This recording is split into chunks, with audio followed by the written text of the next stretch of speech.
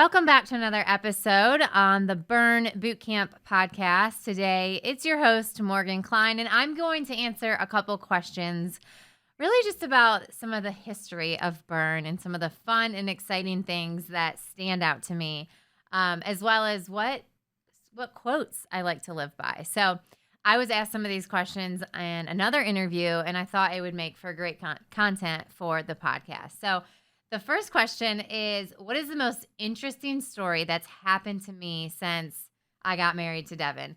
And I took this answer in a little bit different spin because it was an article that was talking about my business, and this is the Burn Bootcamp podcast. So I want to spin this to the most interesting story really since we've been in business, so the last 10 years. And so the first thing that stands out to me is the story of really taking our entire business to our house when the pandemic hit. So as we all know, there was the lockdown where we could not leave the house.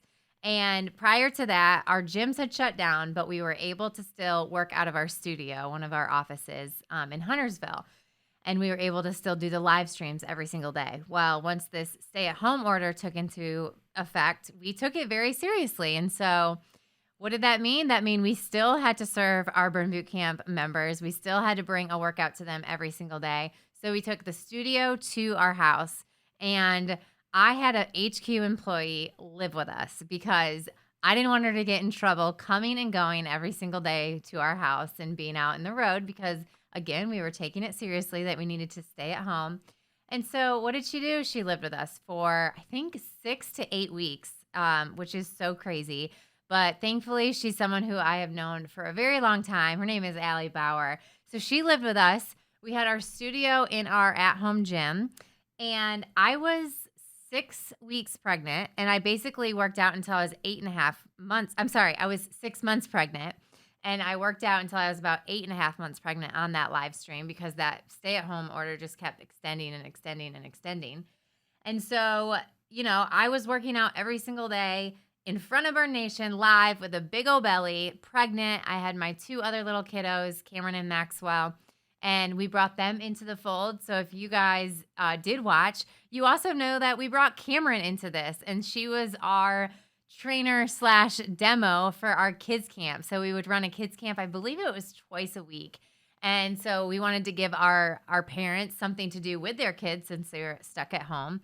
And so what better way than to involve your kids into exercise? And so, yeah, the most interesting story, I think if I was starting my business all over again, I would have never predicted that I was going to have to stay at home and bring my business there and truly pivot where I had people living with me that I wouldn't otherwise want to live with me. And I was involving my kids. And like I said, I went up to like I think a week before I gave birth, I was still doing the live stream. So shout out to all those fellow mamas that were doing it with me. I know I get to meet some of you guys and you're like, yes, I was pregnant when you were, and I was watching all the demos. So very, very interesting story. I learned a lot about myself. I learned about perseverance quite a bit during that phase of my life, and just to wake up every day and earn it, which is another topic that I'm going to talk about here today in the podcast. So that was the first question. I thought I would share with this audience what my most interesting story was on that. So the second one is, what is the funniest mistake that Devan and I have made since we've started the business? And I'm going to give Devan all the credit on this one. This is a story about what he did, not about what we did. But when I look back, I can, of course, laugh about it now. But back when Devan, we were not a franchise yet. So we had our Huntersville gym. I think we were opening our Cornelius gym. And then we just had some sub locations around the greater Charlotte area. And so Devan had a referral rewards program. And so what that was he was incentivizing our current members to bring their friends to try a workout, try it. Back then it was a 14-day trial. So he would encourage them, hey, bring your friends in, let them know what Burn Bootcamp is. If they sign a membership, you're going to get 50% off your next month's membership. So that was the program. We actually still have it today. And what he would do is every month we would write checks. We would handwrite checks, right? This is probably back in 2014, maybe late 13, but probably 2014. So we would write our checks to all of our members that needed 50% off their membership, and we just hand them a check. And we did that purposely, right? Like we could have adjusted it in the back end of, our platform that we were using, but Devan wanted to physically give them checks. He wanted to announce it at the end of camp, and he wanted to make a big thing about it because that's marketing and that's awareness of what the program is and how you can earn money by telling your friends to come work out here. So we'd handwrite the checks, whatever, and every month we would give them away. Well, one time, Devan took it upon himself to neatly stack all of the checks, like in this fanned out motion, almost like he would, you're fanning like $100 bills. Well, he would fan our checks with all the people's names that were going to earn it. And he took a picture of that. And what did Devan do? He posted it on our Facebook page, our social media. And gosh, we were 24 years old, 23, 24 years old. Something must not have clicked in Devan's mind to say, hey, I probably shouldn't be sharing my routing and banking information on social media.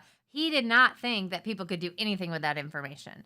And so he posts a picture and like immediately, I think I saw it. We were not together. And I called him and I was like, take that photo down. Like, are you crazy? Like people can see our address on there. They can see our banking information, our routing information. Who knows what they can do with that information?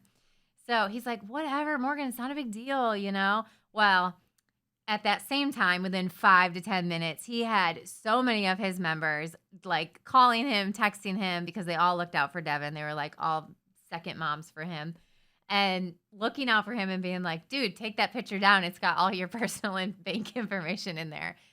So thankfully, he listened to them. I don't think he was even listening to me, but he listened to them. He took the information down, but I can remember just being like, dude, like, are you kidding me? You didn't know that you shouldn't do that? But I think it was a good lesson. It taught us that, hey, we can't put every little thing on social media because there's a lot of people out there trolling social media looking for personal information. There's way too many hackers in this world that we live in right now. And so if anything, it was a good lesson to have another filter of what you can actually share and what you need to actually blur out when you're posting on social media. So that was a funny story, funny mistake, and I definitely will never forget it. I can't wait to tell my kids about that. Although they probably will be like, Mom, what are checks? Because we all know checks are becoming more and more obsolete. So my next question is, if we could inspire a movement that would bring the most amount of happiness to the most amount of people in the world, what would it be?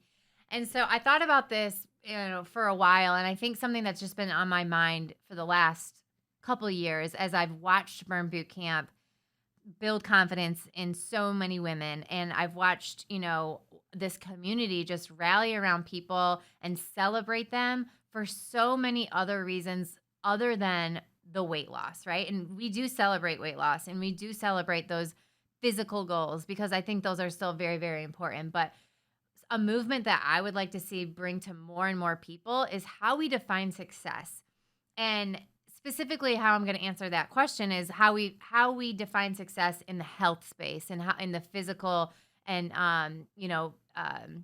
in the fitness space. Okay, I couldn't find my words there. In the fitness space, how do we define success? Because I grew up defining success or seeing the definition of success being six packs, very lean bodies, not a lot of body fat, all those things that I would see on the Cosmo cover of the magazine or Red Book magazine, right? The perfect image of what your body should look like. And so I think for so long that's been ingrained in so many of myself and my peers, right? That's what we still think is success at times. And what I would like to see is that, hey, the definition of success of health is going to look different for everybody. And I do still believe that you need to have a healthy amount of body fat, right? Like, I don't believe that you can just eat whatever you want and it's happy and it's self-love. I do believe in health, right? And obesity is a problem, but there are so many different ways to measure success. And success should not just be about how you look and what clothes you fit into and what size you fit into. And if you're pre-baby body or if you're, the same size as when you got married, like all of that stuff, I would like to kick to the curve.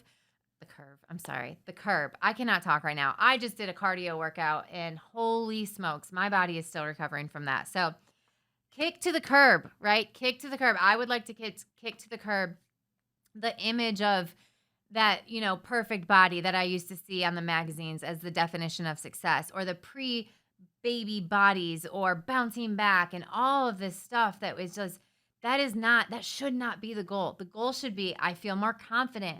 The goal should be that I have more energy. I feel better. I am able to walk and talk and act better than I was, a year ago, right? And that you're doing these things that are supporting your physical health, your mental health, your emotional wealth, your spiritual wealth, health. Gosh, I cannot talk today. Whew, I'm telling you, that workout was tough. But that is what I would like to change. If I could change any movement, it would be how we define success in the fitness industry. And we stop spamming people with all of these fat loss plans and weight loss plans and magic pills and magic shakes and all these quick fixes. Go on this diet, and you're going to lose 20 pounds, get bikini ready, all of that stuff. I just wish we could bottle it up and throw it deep, deep, deep in the ocean. And let's start celebrating and talking about those physical aspects of building health into your body and building health into your lifestyle. So last question I am going to answer today that was on my interview was, what is your favorite life lesson quote and why? So mine is, success is never owned, it is rented, and the rent is due every day. So I've heard this quote, often, and I think that it is such a great reminder that no matter what, we have to put the work in every single day. And I think for me, it's really reminded me to never have this mentality that oh, you've made it. You don't have to put the work in anymore. Oh, you've been in business for this long, or gosh, I'm at this point. I shouldn't have to do this stuff anymore. That quote to me is that, success is rented and we don't own it. Is you've got to wake up every single day and you've got to consistently put in the work, and that success is not going to be handed to you. I don't know a single person that has been successful and it's completely been handed to them. They are working tirelessly, day in, day out, years behind the scenes, in front of the scenes. You see things, you don't see things. There's so much that goes into that, right? And so when you think that you can take your foot off that gas pedal, and just kind of coast a little bit, hey, you might get a rude awakening. And so that quote brings me back to that mentality every day that, hey, rent is due every single day. You got to wake up, you got to show up, you got to put in the work if you want the results. And for me, that's important, because that makes the success even sweeter when you've put that work in. You've done the things that most people won't do. You've put in that consistent effort to make yourself better, make the people around you better, make your business better, make your community better, make this world a better place. You're doing that every single day. And in return, you're getting successful. You're getting more successful. But never feel like you've just made it and that you can just sit back and just do nothing. I just don't believe in that. And that's why I love this quote so much. And for the last 10 years, it's been, I think I've lived it day in and day out. I've put in the work every single day. I've grinded. And in turn, I think I'm successful, right? But that doesn't mean that I can't be more successful. And that also doesn't mean that this success that I'm experiencing can be taken away from me, because that is absolutely the truth. It can, and I've been in business for 10 years, and I'm even more motivated now to take myself to another level, take this business to another level, take the people around me to another level. And that does not happen without putting in that work every single day and paying the rent every single day, because it is not owned. So guys, that's what I have for today. I hope you've enjoyed some of these throwback stories and some of just my philosophy and what I really believe in. And I appreciate you guys listening to the podcast today. And make sure you subscribe. We are releasing these every single week between myself, Devan, both of us, and some of the amazing guests that we're having on. We are here to serve you guys. And so hopefully today is going to be a great day for you. And make sure you tune in to the next episode.